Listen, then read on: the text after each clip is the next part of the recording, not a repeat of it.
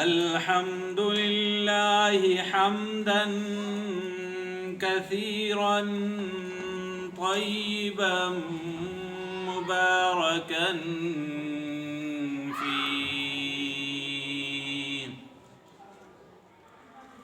الحمد لله وحده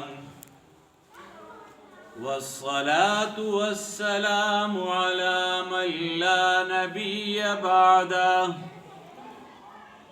أما بعد فأعوذ بالله من الشيطان الرجيم.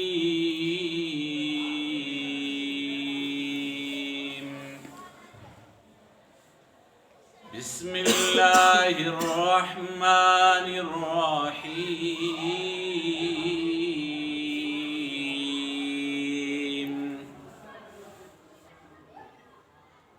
سبحان الذي أسرى بعبده ليلا من المسجد الحرام إلى المسجد الأقصى الذي باركنا حوله لنريه من آياتنا إنه هو السميع البصير.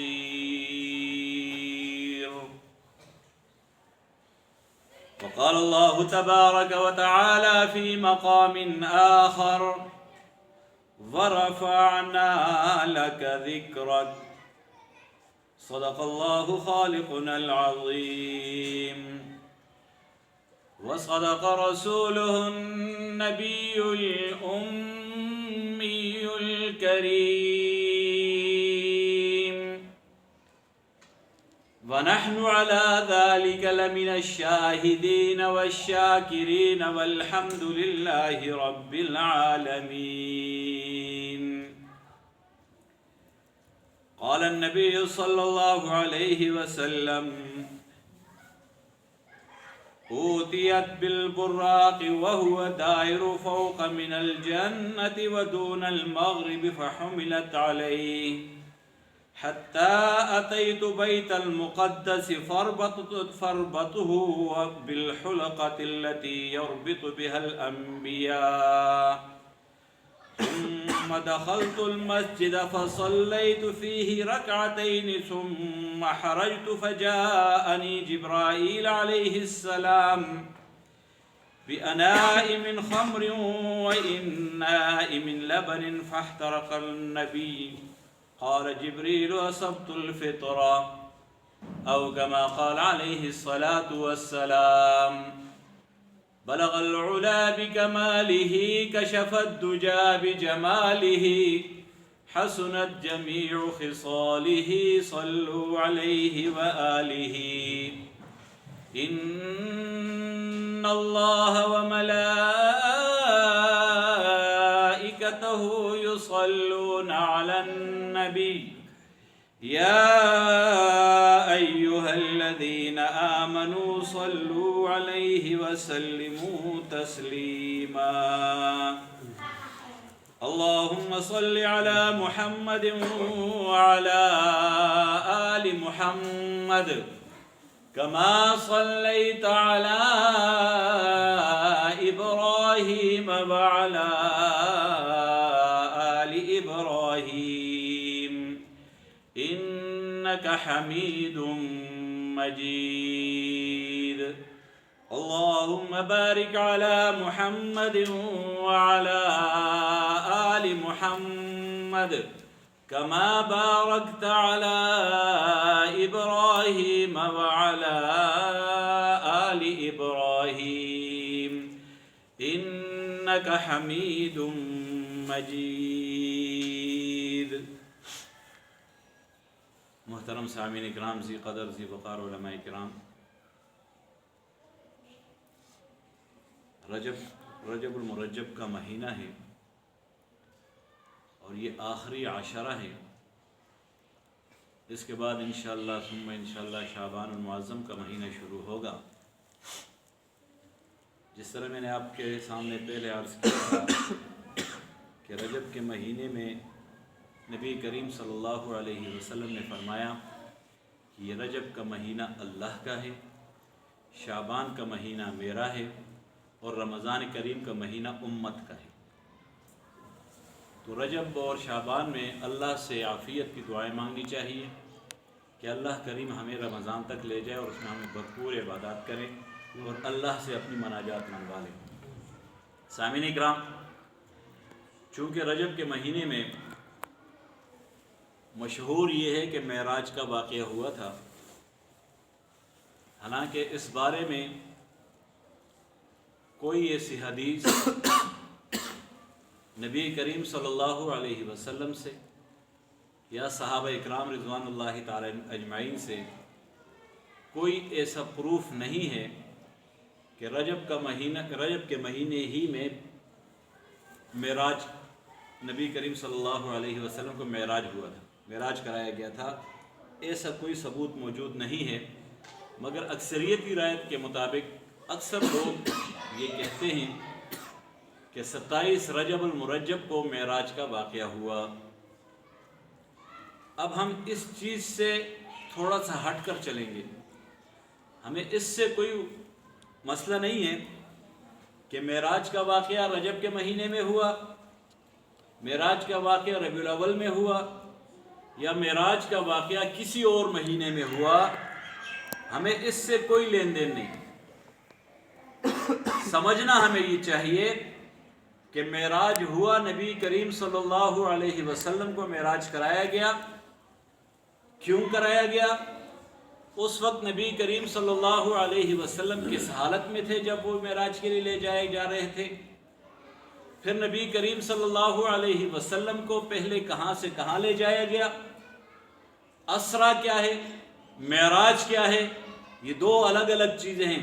علماء اکرام اس میں لکھتے ہیں کہ اسرا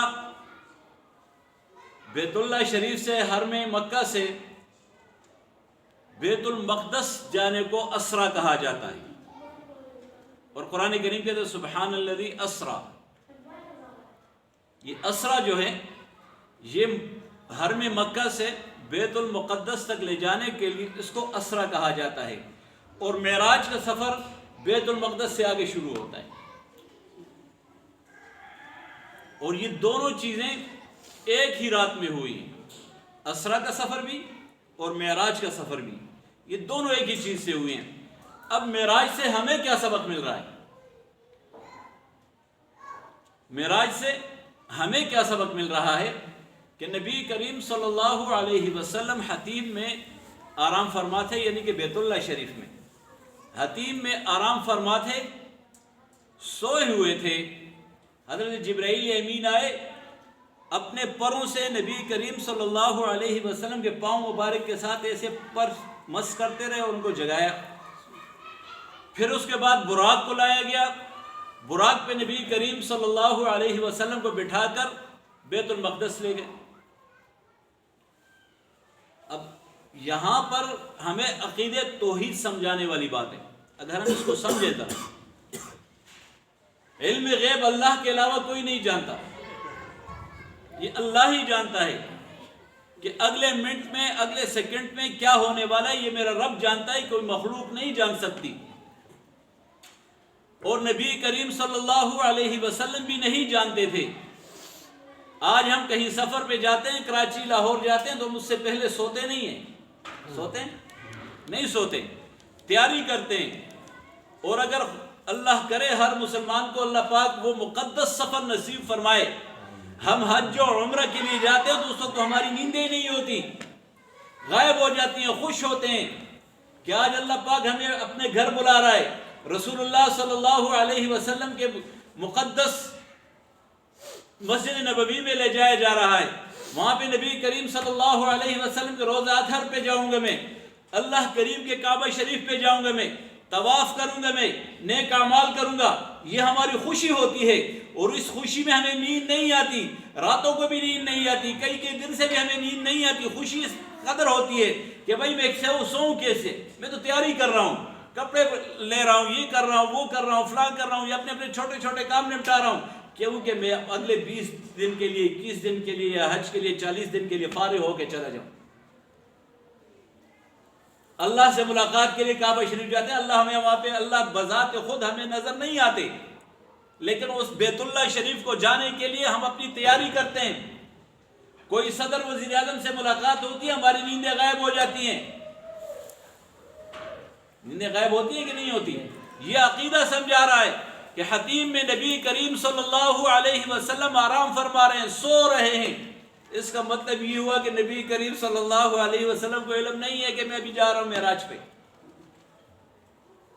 جب میرے نبی کو پتہ نہیں ہے تو 1500 سال بعد کسی بابے کو، کسی ولی کو، کسی بزرگ کو کیسے پتہ ہے کہ کل یہاں 1 منٹ کے بعد کیا ہوگا؟ جب میرے نبی کو، میں امام الانبیاء کو، جن کی وجہ سے دنیا بنائی گئی، جن کی وجہ سے معدنیات بنائے گئے، یہ سب سلسلے بنائے گئے، میرے اس نبی کو نہیں پتا کہ میں کہاں پہ اب کہاں جانا ہے مجھے، ان کو نہیں پتا، معلوم نہیں ہے، مگر ہم 1500 صدی کے بعد یہ کہہ رہے ہیں کہ فلاں بندہ بڑا پہنچا ہوا بزرگ ہے۔ بھائی وہ بزرگ ہے، اچھی بات ہے، ان کے اعمال ہیں، انہوں نے نقش قدم دیا ہے اولیاء اللہ کے، ہم مخالف نہیں ہیں، لیکن اولیاء اللہ نے ہمیں نقش قدم دیا، اس راستے پہ چلو گے کامیاب ہو جاؤ گے، اس راستے پہ چلو گے ناکام ہو جاؤ گے۔ حضرت پیر عبدالقادر جیلانی رحمہ اللہ کے آپ کتابیں اٹھا کر پڑھ لیجئے، واضح لکھا ہوا ہے توحید کے بارے میں، توحید بیان کی ہے، توحید پر عمل پیرا ہوئے، ہم نے 11ویں شریف بنا دیا، انہوں نے تو نہیں کہا تھا۔ تو میرے محترم بزرگوں، دوستوں، ساتھیوں، فرمایا سبحان الذی اسرا بعبده لیلا من المسجد الحرام الى المسجد الاقصى۔ رب کریم نبی کریم صلی اللہ علیہ وسلم کو معراج پہ لے جا رہے ہیں، اور نبی کریم صلی اللہ علیہ وسلم حتیم میں آرام فرما ہیں۔ حتیم میں حضرت جبرائیل امین آتے ہیں، اپنے پروں سے نبی کریم صلی اللہ علیہ وسلم کو جگاتے ہیں، اور براق لایا جاتا ہے، پھر میرے نبی صلی اللہ علیہ وسلم کو اس پر سوار کیا جاتا ہے، پھر بیت المقدس لے کے جاتے ہیں۔ میں نے دوسری آیت پڑھی وَرَفَعْنَا لَكَ ذِكْرَكَ، میرے رب نے فرمایا نبی میں نے تیرے ذکر کو بلند کر دیا، تیرے مقام کو بلند کر دیا، تیرے مرتبے کو بلند کر دیا۔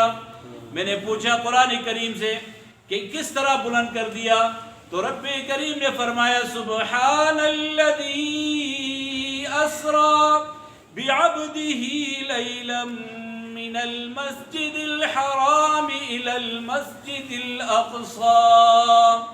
علماء کرام تشریف فرمائے، رب کریم یہ قدرت بھی تو رکھتے تھے نا کہ نبی کریم صلی اللہ علیہ وسلم کو بیت اللہ شریف سے ڈائریکٹ معراج کرا دیتے، بیت اللہ شریف سے ڈائریکٹ آسمانوں پہ لے جاتے، بیت اللہ شریف سے ڈائریکٹ اپنے پاس بلا کر ملاقات فرما لیتے، لیکن ایسا نہیں کیا۔ وَرَفَعْنَا لَكَ ذِكْرَكَ، اے نبی میں نے تیرا ذکر بلند کر دیا، تیرا مقام بلند کر دیا، تیرا مرتبہ بلند کر دیا۔ اس لیے معراج پہ نبی کریم صلی اللہ علیہ وسلم کو حرم مکہ سے بیت المقدس اس لیے لے کے گئے کہ وہاں حضرت آدم بھی انتظار کر رہے ہیں، حضرت نوح بھی انتظار کر رہے ہیں، حضرت یوسف بھی انتظار کر رہے ہیں، حضرت ابراہیم بھی انتظار کر رہے ہیں، حضرت عیسیٰ بھی انتظار کر رہے ہیں، حضرت یونس بھی انتظار کر رہے ہیں۔ یہ سب انبیاء اکرام 1,24,000 کم و بیش انبیاء انتظار فرما رہے ہیں۔ استقبال ہو رہا ہے میرے آمنہ کے در یتیم کا، ہو رہا ہے کہ نہیں ہو رہا؟ استقبال کر رہے ہیں، نبی کریم صلی اللہ علیہ وسلم کے استقبال کے لیے کھڑے ہیں، اور پھر میرے نبی صلی اللہ علیہ وسلم کو مقام و مرتبہ اتنا بلند دے دیا کہ پھر نبی کریم صلی اللہ علیہ وسلم کو مقتدا بنایا، انبیاء کو مقتدی بنا دیا۔ میرے محترم بزرگوں، دوستوں، ساتھیوں، معراج کا واقعہ ہمیں پہلی چیز جو دیتی ہے عقیدہ توحید دیتی ہے کہ میرے نبی کو علم نہیں ہے کہ آج معراج پہ جاؤں گا رب کریم سے ملاقات ہوگی، یہ معلوم نہیں ہے۔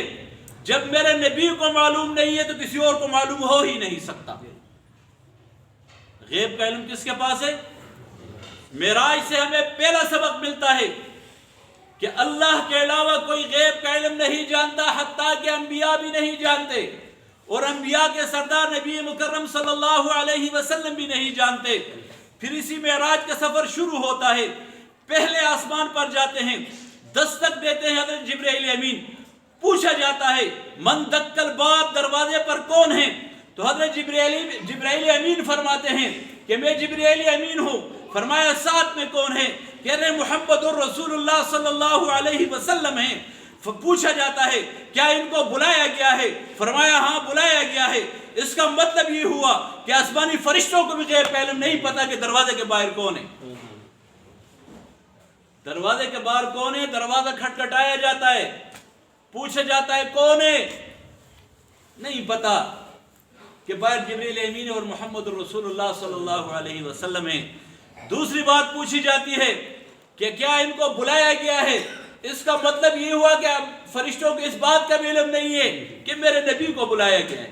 غیب کا عالم، غیب جاننے والا کون؟ اللہ۔ کون؟ پہلے آسمان پر استقبال کرنے والے حضرت آدم ہیں، ملاقات ہوتی ہے، آگے چلتے ہیں، دوسرے آسمان پر دوسرے نبی، تیسرے پر تیسرے نبی، چوتھے پر چوتھے نبی، پانچویں پر پانچویں نبی، پھر حضرت ابراہیم علیہ السلام سے بھی آخری ملاقات ہو کے آگے چلتے ہیں، ساتویں آسمان کی بات ہو رہی ہے، سب سے ملاقاتیں ہوتی ہیں۔ اور جب دوسرے آسمان پہ جاتے ہیں حضرت موسیٰ علیہ السلام، وہاں پہ لوگ نماز پڑھ رہے ہیں، نبی کریم صلی اللہ علیہ وسلم نے پوچھا یہ کیا کر رہے ہیں؟ کہ یہ نماز پڑھ رہے ہیں۔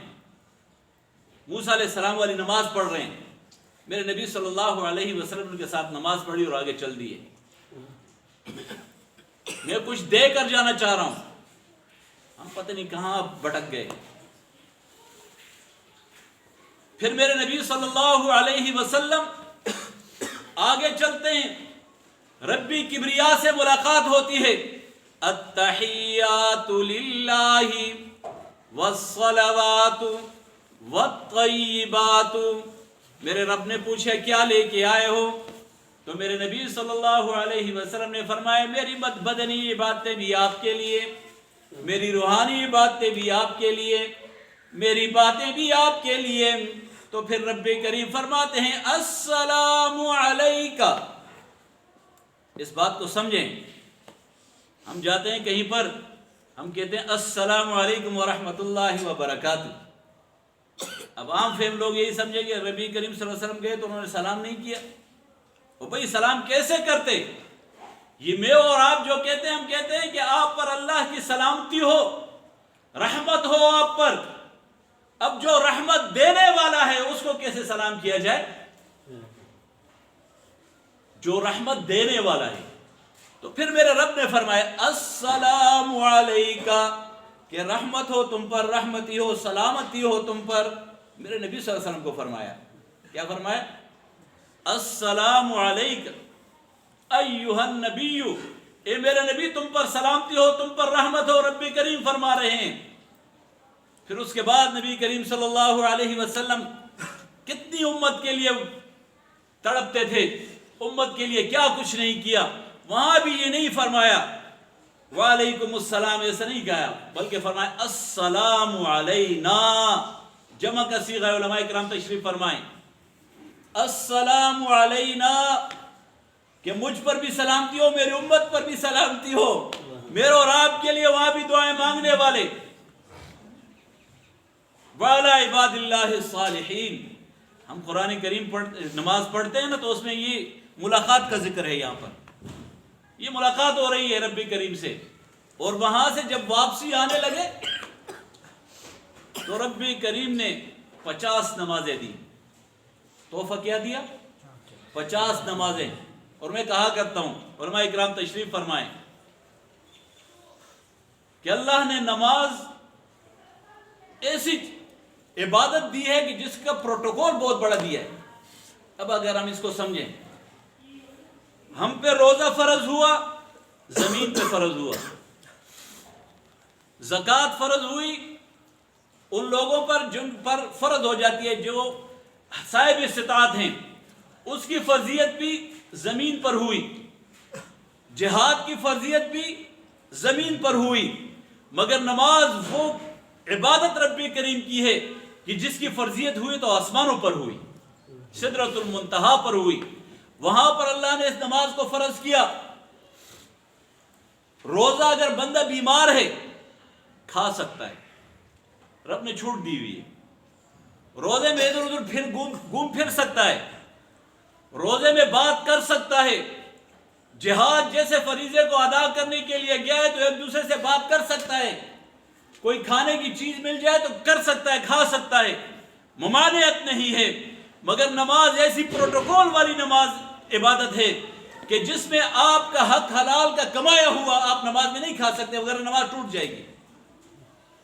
آپ بات نہیں کر سکتے، یہ پروٹوکول ہے نماز کا، آپ بات نہیں کر سکتے۔ جس وقت آپ نے اللہ اکبر کہہ دیا آپ نظر اٹھا کر اوپر نہیں دیکھ سکتے، آپ اپنے دائیں نہیں دیکھ سکتے، آپ اپنے بائیں نہیں دیکھ سکتے۔ جو نماز کا سبق ہے وہ آپ کو دیا، اس کو آپ نے پڑھنا ہے، آپ نے نماز پوری کرنی ہے۔ اور نماز کسی حالت میں معاف بھی نہیں ہے۔